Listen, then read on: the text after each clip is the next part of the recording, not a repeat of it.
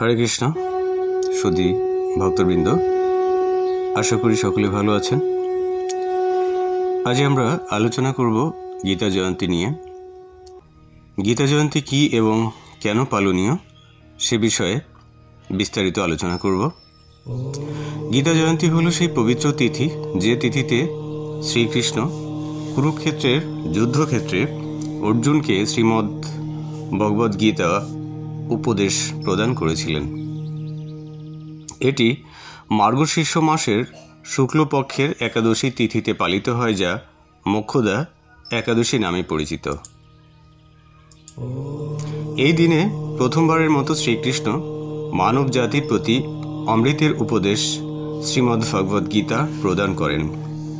গীতা মানব জীবনের পথ প্রদর্শক, যেখানে ধর্ম, কর্ম, জ্ঞান ও ভক্তি জীবনের সব দিকই গভীরভাবে ব্যাখ্যা করা হয়েছে। তাই এই দিনটিকে গীতা জয়ন্তী বা গীতার জন্মতিথি বা প্রকাশ দিবস হিসেবে পালন করা হয়। এই দিনে গীতা পাঠ, গীতা যজ্ঞ ও গীতা আলোচনা করা হয়, যাতে মানুষের জীবন শাস্ত্রীয় জ্ঞানের আলোয় উদ্ভাসিত হয়। গীতার মূল শিক্ষা ধর্মরক্ষা, কর্তব্য পালন, অহিংসা, ভক্তি ও জ্ঞান। এই মূল্যবোধকে জীবনে ধারণ করতে এই দিন পালন করা হয়।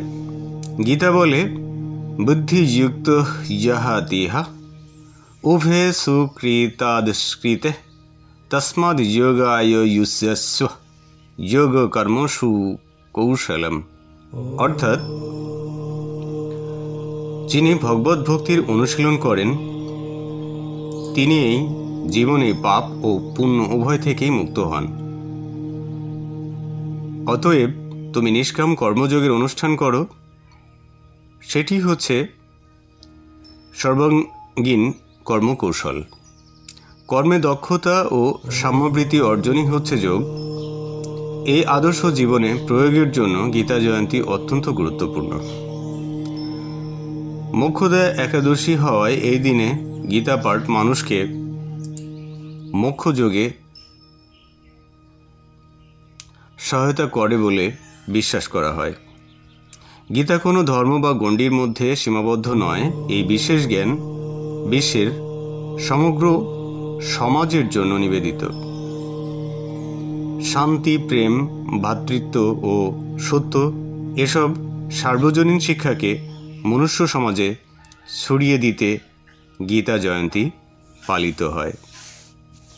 তো সুধী ভক্তবৃন্দ, আশা করি গীতা জয়ন্তী কী এবং কেন পালনীয় সে বিষয়ে আপনারা বুঝতে পারলেন। পরবর্তীতে আরও এরকম ভিডিও নিয়ে আপনাদের সামনে উপস্থিত হব। ততক্ষণে আপনারা সকলে ভালো থাকবেন। আর ভিডিওটি ভালো লাগলে লাইক, কমেন্ট, শেয়ার এবং সাবস্ক্রাইব করে পাশে থাকবেন। হরে কৃষ্ণ।